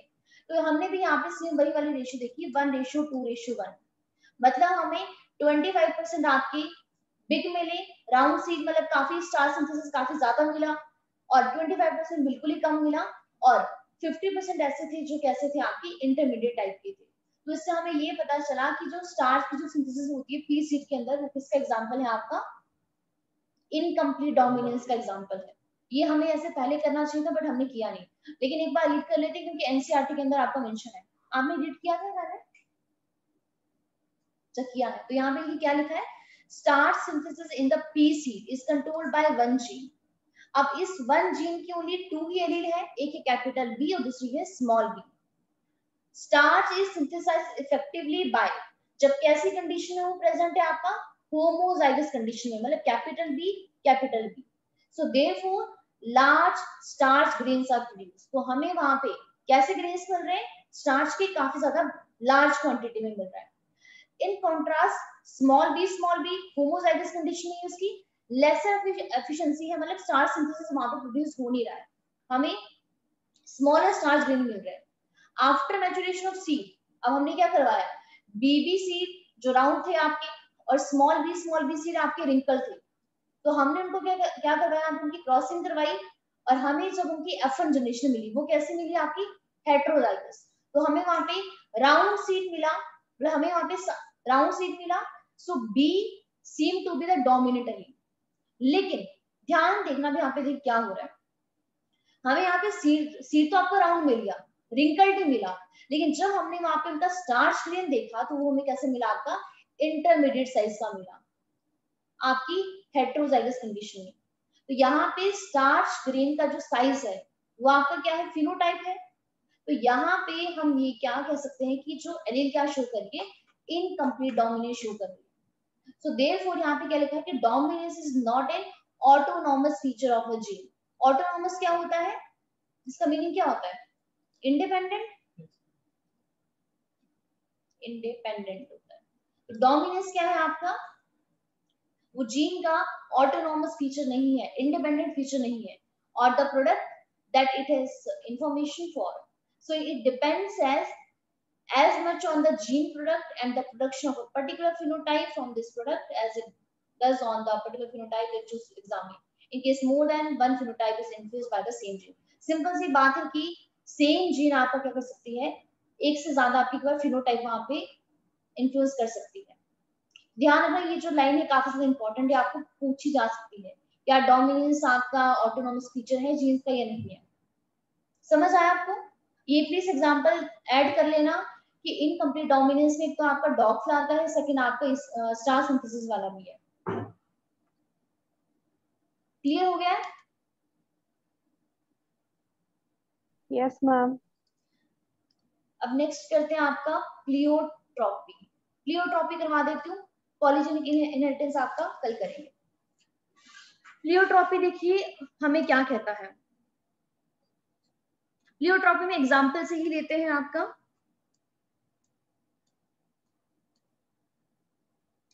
एक एग्जाम्पल लेते हैं, एक डिजीज होती है। देखिए प्लियोट्रॉपी हमें क्या बताता है, अच्छा नॉर्मली पहले बात करते हैं, जैसे मेंडल ने जो पी प्लांट के ऊपर एक्सपेरिमेंट किया था, और एग्जाम्पल लेते हैं कि उन्होंने जो करेक्टर लिया था आपका हाइट का करेक्टर लिया था। अब हाइट की जो हमारे पास हाइट की जो जीन्स होगी उसकी 2 ही एलील है, कैपिटल टी और आपका small T. Capital T tall height देता है, स्मॉल टी ड्वार्फ हाइट देता है, ये आपको इसमें पता है। अब मान लेते हैं कि इस कैपिटल टी के अंदर या स्मॉल टी के अंदर कुछ ना कुछ म्यूटेशन हो जाता है, म्यूटेशन मतलब कोई ना कोई चेंज हो गया है, तो जब भी हमें फिनोटाइप मिलेगा हमें वहां पे हाइट को लेकर ही वहां पे क्या नजर आएगा, कुछ एबनॉर्मल चीजें नजर आएगी कि कुछ वहां पे प्रॉपर, मतलब जो भी फिनोटाइप नजर आएगा हाइट से रिलेटेड वहां पे प्रॉब्लम होगी, बाकी सारी चीजों में ये इंटरफेयर नहीं करेगा। तो मेंडल ने यही कहा था कि जब एक जीन के अंदर म्यूटेशन होता है तो जब भी कोई फिनोटाइप हमें नजर आता है तो एक ही फिनोटाइप उसकी वजह से चेंज होगा। लेकिन अब हमें प्लियोट्रॉपी क्या बताता है, प्लियोट्रॉपी हमें यह बताता है कि हमारे पास वन जीन इन्फ्लुएंस करती है मल्टीपल फिनोटाइप को। क्या मैंने कहा, वन जीन इन्फ्लुएंस करती है मल्टीपल फिनोटाइप। एग्जांपल लेते हैं आपका एक डिजीज का, डिजीज होती है इसको बोलते हैं पीकेयू। पीकेयू क्या होता है, फिनाइल कीटोन्यूरिया, ये एक डिजीज है। उस डिजीज में देखिए क्या होता है, हमारे आपको पता है कि हमारी बॉडी में अमाइनो एसिड्स होते हैं, एक अमाइनो एसिड है जिसका नाम है फिनाइल एलानिन। कैसा अमाइनो एसिड होता है ये, कैसा होता है, एरोमेटिक अमाइनो एसिड होता है, पता है ना, एरोमेटिक अमाइनो एसिड होता है। और नॉर्मली क्या होता है, जो ये फिनाइल एलानिन है इसका मेटाबॉलिज्म होता है, मतलब नॉर्मल पर्सन की बॉडी में ये किस में कन्वर्ट हो जाता है, आपका टायरोसिन में कन्वर्ट होता है। लेकिन टायरोसिन में कन्वर्ट होने के लिए किसको एंजाइम चाहिए, और एंजाइम का नाम है phenyl alanine hydroxylase enzyme. Please ध्यान रखना एंजाइम काफी ज्यादा इंपॉर्टेंट है, पहले आपके एनसीईआरटी के अंदर मेंशन नहीं था, लेकिन अभी जो इस साल का एडिशन उन्होंने वहां पे ये ऐड किया है कि हमारे पास जो फिनाइल एलानिन है नॉर्मल कंडीशन में वो किस में कन्वर्ट होता है, टायरोसिन में कन्वर्ट होता है। किसकी हेल्प से, एंजाइम, एंजाइम का नाम है पीएच। क्या नाम है, फिनाइल एलानिन हाइड्रोक्सिलेज एंजाइम। लेकिन जो पर्सन आपका पीकेयू से सफर करता है, मतलब फिनाइल कीटोन्यूरिया से, उसमें क्या होता है, अब ये जो एंजाइम बन रहा था आपका pH phenyl alanine hydroxylase enzyme, कोई ना कोई जीन ही तो बना रही थी इसको, जीन एनकोड कर रही थी। उस जीन के अंदर म्यूटेशन हो जाता है, डिलीट हो गई है या चेंज हो गई है, जिसकी वजह से ये एंजाइम बन ही नहीं पाता है। कौन सा एंजाइम नहीं बन पाता है, फिनाइल एलानिन हाइड्रोक्सिलेज एंजाइम। अगर ये एंजाइम ही नहीं बन पाएगा तो कभी भी फिनाइल एलानिन आपका टायरोसिन में कन्वर्ट नहीं हो पाएगा।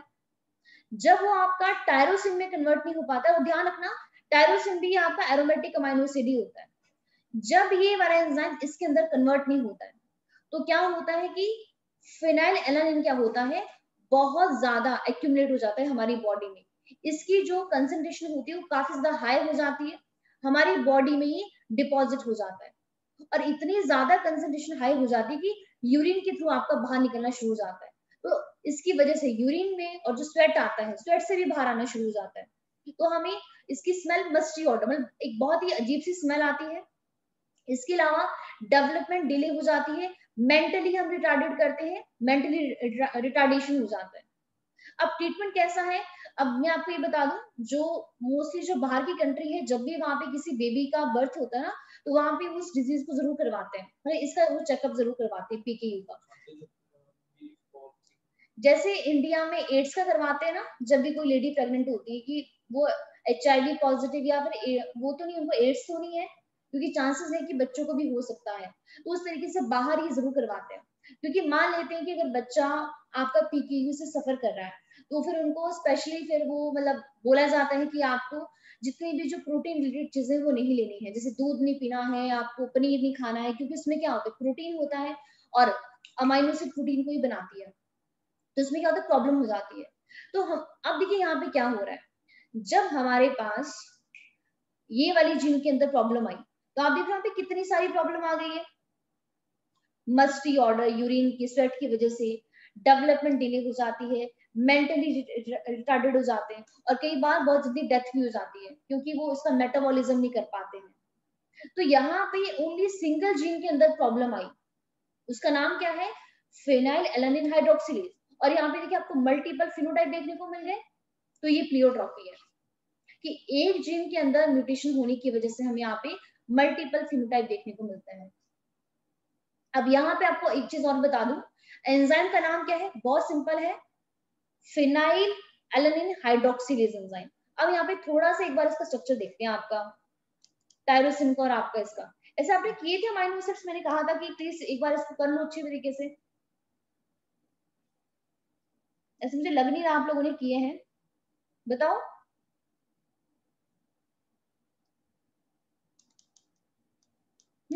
नहीं किया ना, अगले चैप्टर में भी तो आपको करनी ही पड़ेगी, इसलिए मैंने कहा था कि अभी कर लो आप। ये देखिए आप यहाँ पे, ये है ना और बस कहा, हाँ देखिए एरोमेटिक अमाइनो एसिड। अगर आप यहाँ पे ध्यान से देखो तो दोनों में फर्क नजर आ रहा है, दोनों में क्या है, बस ओनली इसका फर्क है। और एंजाइम का नाम क्या था, फिनाइल एलानिन हाइड्रोक्सिलेज, मतलब वो यहाँ पे क्या कर रहा है, हाइड्रोक्सिल ग्रुप ही ऐड कर रहा है। तो देखो अगर ये एंजाइम नहीं होगा, ये आपको इस फॉर्म में कन्वर्ट नहीं हो पाएगा। और इसके अलावा जो टायरोसिन होता है ना, वो हमारी बॉडी में बहुत सारे फंक्शन परफॉर्म करवाता है, नॉर्मल हमें चाहिए होता है, तो वो भी नहीं बनेगा, जिसकी वजह से काफी ज्यादा प्रॉब्लम यहाँ पे आने वाली है।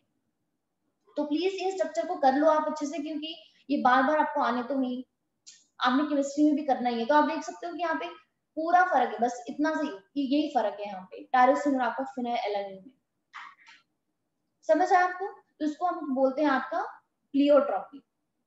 एक हम इसमें एग्जांपल आपका सिकल सेल एनीमिया का भी लेते हैं, आपका सिस्टिक फिब्रोसिस का भी लेते हैं। सिस्टिक फिब्रोसिस भी ऐसे मैं आपको करवाई देती हूँ।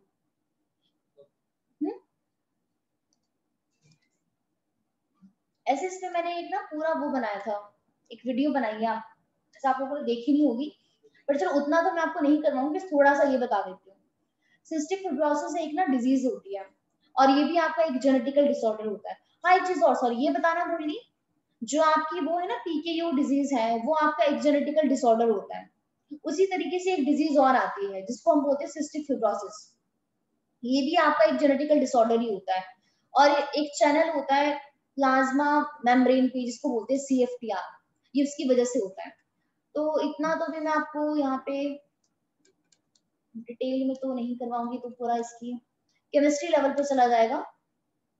बस तो थोड़ा सा आपको ये बता देती हूँ कि सिस्टिक फिब्रोसिस में देखिए क्या होता है, आप ये डिजीज देख लो। जो सिस्टिक फिब्रोसिस होता है, जो पर्सन जो हेल्दी होते हैं, यहाँ पे देखिए उनके एयरवेज कैसे है, एकदम यहाँ पे नॉर्मल है, एक्सेस में म्यूकस प्रोड्यूस नहीं है। लेकिन जो पर्सन सिस्टिक फिब्रोसिस से सफर करते हैं, उनकी जो एयरवेज होते हैं उसमें क्या होता है, बहुत ज्यादा एक्सेस में यहाँ पे म्यूकस आपका डिपॉजिट हो जाता है। म्यूकस डिपॉजिट होने की वजह से प्रॉपर यहाँ पे एयर का फ्लो नहीं हो पाता है, एयर फ्लो भी नहीं हो पाता और देखिए यहाँ पे क्लीन नहीं हो पाएगा। तो जब भी कोई बैक्टीरिया इनहेल हो जाते हैं ना, तो उनको भी यहाँ पे उनकी ग्रोथ भी बहुत ज्यादा हो जाती है, क्योंकि वो क्लीन नहीं हो पाते हैं। तो सिस्टिक फिब्रोसिस में ऐसे होता है। और ये इसका रीजन क्या है, एक चैनल होता है, थोड़ा सा बस आपको ये बताऊंगी, चैनल का नाम होता है CFTR, और ये हमारे पास एक चैनल प्रोटीन होती है, cystic fibrosis transmembrane conductance regulator. ये क्या काम करता है, ये क्लोराइड आयंस का ट्रांसपोर्ट करवाता है एपिथेलियल सेल से। जब हमारे पास इस चैनल के अंदर म्यूटेशन हो जाता है ना, तो वहां पे क्लोराइड आयंस की कंडक्शन नहीं हो पाती है, और कंडक्शन ना होने की वजह से पर्सन सफर करता है सिस्टिक फिब्रोसिस से। अब बात ये है कि ये चैनल बन क्यों नहीं पाता है, तो वही है कि जो जीन होती है उसके अंदर म्यूटेशन हो जाता है, और ये कैसा डिसऑर्डर है आपका, ऑटोसोमल रिसेसिव डिसऑर्डर है। अभी ऑटोसोमल रिसेसिव डिसऑर्डर क्या होता है, ये हम आगे करेंगे इसको डिटेल में, बस आप इतना समझ लो कि आप खुद ही सोचो कि अगर किसी पर्सन के एयरवेज पूरे के पूरे आपके ब्लॉक हो गए हैं, तो वहां पे कितनी ज्यादा उसको प्रॉब्लम आएगी। पहली बात, उसको ब्रीदिंग में प्रॉब्लम आएगी, प्रॉपर उसकी बॉडी में ऑक्सीजन नहीं पहुंच पाएगी, और जब ऑक्सीजन हमारी बॉडी में प्रॉपर ढंग से पहुंच नहीं पाएगी, तो वहां पे कितनी ज्यादा प्रॉब्लम आने वाली है।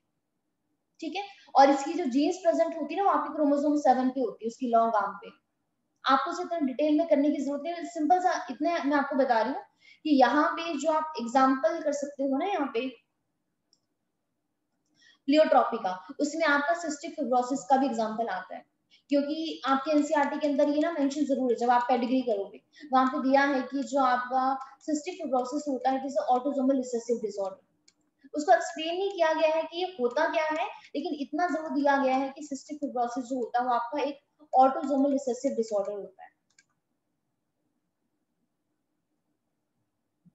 और सेकंड हमारे पास आता है आपका सिकल सेल एनीमिया, वो भी आपका प्लियोट्रॉपी में उसका एग्जांपल आता है।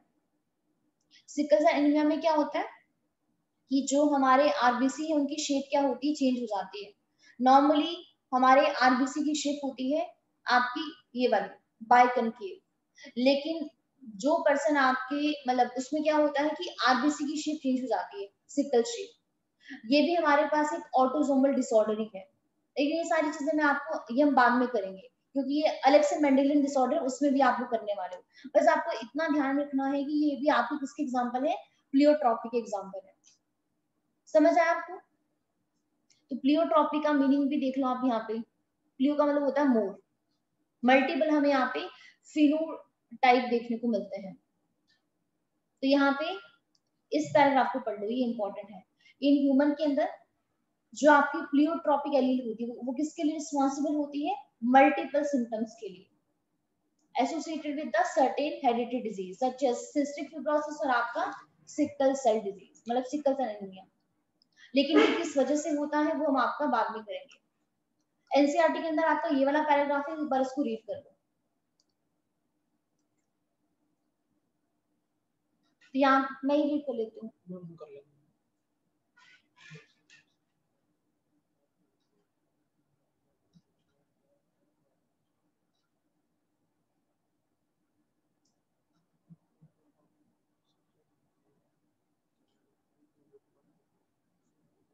अभी सिंगल जीन म्यूटेशन क्या है ना, इसको बाद में करेंगे।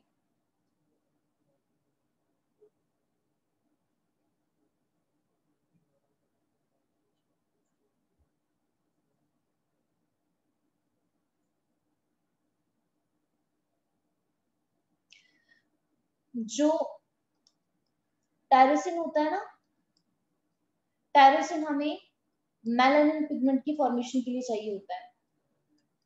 और मेलानिन किसके लिए इंपॉर्टेंट होता है, स्किन के लिए। वो हमारे स्किन को डार्क करता है, हेयर को डार्क करता है। तो जब टायरोसिन नहीं बन पाएगा तो मेलानिन की फॉर्मेशन नहीं होगी, तो यहाँ पे क्या होगा, रिडक्शन हो जाएगा ना हेयर और स्किन पिगमेंटेशन में।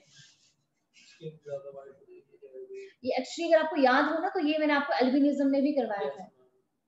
मैंने कहा था कि एल्बिनिज्म में क्या होता है, टायरोसिनेज एंजाइम का डिलीशन हो जाता है। तो वो टायरोसिन बना रहा है ना, टायरोसिन से मेलानिन कन्वर्ट होता है उसमें। हाँ टायरोसिन चाहिए होता है मेलानिन की प्रोडक्शन के लिए। समझ आया आपको? आपने रीड किया? पोपेस।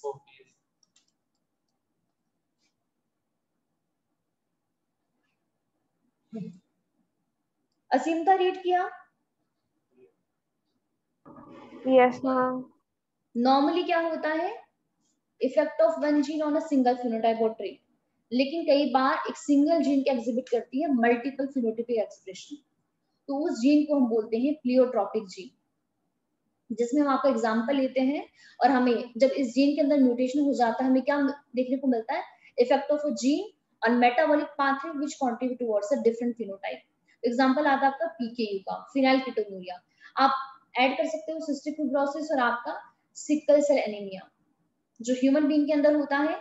और इस केस में क्या होता है कि म्यूटेशन कहाँ पे होता है, ऐसी जीन के अंदर जो किसको कोड कर रही थी, एंजाइम को। एंजाइम का नाम है फिनाइलएलानिन हाइड्रोक्सिलेज। अब ये म्यूटेशन कैसा होता है, सिंगल जीन म्यूटेशन होता है, इसको हम बाद में डिस्कस करेंगे। लेकिन जब एंजाइम नहीं हो पाता है, बन नहीं पाता है, तो क्या क्या प्रॉब्लम आती है। एक जो बच्चा है वो किससे सफर करता है, mentally retardation, reduction in hair और आपका स्किन पिगमेंटेशन। ये समझ आया आपको कि हेयर के अंदर जो आपका स्किन के अंदर पिगमेंटेशन क्यों कम होगा, क्योंकि हमारे पास जो फिनाइल एलानिन है, जब ये एंजाइम है उसको किसमें कन्वर्ट कर रहा है, टायरोसिन में कन्वर्ट कर रहा है। और टायरोसिन हमें किसके लिए चाहिए होता है, मेलानिन के लिए चाहिए होता है। और मेलानिन क्या करता है, हमारी स्किन को, हमारे हेयर्स को डार्क करता है, पिगमेंट लेकर आता है वहां पे। लेकिन अगर टायरोसिन ही नहीं बन पाएगा तो यहाँ पे जो हेयर के अंदर रिडक्शन हो जाएगा और स्किन पिगमेंटेशन। और हमने वहां पे से बहुत सारे एग्जाम्पल किए थे कि अगर मेलानिन नहीं बन पाता है तो उसमें क्या होता है, उनको स्किन कैंसर हो जाता है, क्योंकि जो यूवी रेज आती है सन से वो क्या करती है, डीएनए को चेंज कर देती है। ठीक है, तो ये था हमारे पास आपका प्लियोट्रॉपी। इसके बाद जो नेक्स्ट है वो हम आपका करेंगे पॉलीजेनिक इनहेरिटेंस। वो ये आपका कल ही करेंगे। पॉलीजेनिक इनहेरिटेंस में ये है कि जब आपकी एक से ज्यादा जीन एक सिंगल कैरेक्टर को कंट्रोल करें। जैसे नॉर्मली मेंडल ने क्या कहा था कि वन जीन रिस्पॉन्सिबल होती है फॉर द सिंगल कैरेक्टर, लेकिन पॉलीजेनिक में हम पढ़ेंगे कि हमारे पास कई बार 2 जीन 3 जीन, बहुत सारी जीन क्या करती है, एक सिंगल कैरेक्टर को कंट्रोल करती है। जैसे एग्जांपल लेते हैं आपका ह्यूमन स्किन का, जो स्किन कलर होता है ना हमारे अंदर, उसके लिए टोटल आपकी 3 जीन रिस्पॉन्सिबल होती है। जैसे आपकी ए, बी और सी एग्जांपल लिया है यहाँ पे कि 3 जीन कंट्रोल करती है हमारे स्किन के कलर को, कि स्किन का कलर कैसा होगा। इसीलिए आपने देखा होगा कि मान लेते हैं, हाइपोथेटिकल सिचुएशन लेते हैं कि एक बच्चा कैसा है, मदर फादर क्या है, एक मान लेते हैं बहुत ज्यादा डार्क है और दूसरी बहुत ज्यादा फेयर है। तो ऐसा नहीं होगा कि जो उनका बच्चा हो रहा है या तो ऊपर डार्क होगा या बहुत ज्यादा फेयर होगा। हमें बीच वाली वैल्यूज भी मिल जाती है कई बार कि इंटरमीडिएट होता है, ना तो बहुत ज्यादा फेयर होगा ना ही बहुत ज्यादा डार्क होगा। लेकिन ये कंसेप्ट हम आपका कल करेंगे। और सेकंड एग्जांपल हमें पॉलीजेनिक इनहेरिटेंस में मिलता है हाइट का। जैसे हमने बात की थी ना, जब मेंडल की हमने जो भी लॉस थे उसको हमने डिस्कार्ड किया था कि अगर कोई एक पेरेंट बहुत ज्यादा लंबा है, दूसरा बहुत ज्यादा छोटा है, तो जो उनके बच्चे हमें मिल रहे थे वो हमें आपके मिडल वाले भी मिल रहे थे। लेकिन मेंडल ने कहा था कि दोनों में से या तो वो टॉली होगा या तो फिर वो डॉर्फी होगा। लेकिन ह्यूमन बीइंग के केस में ऐसा नहीं है। तो हमारे पास एक टेक्निक होती है, इसको बोलते हैं जीनोमिक इम्प्रिंटिंग।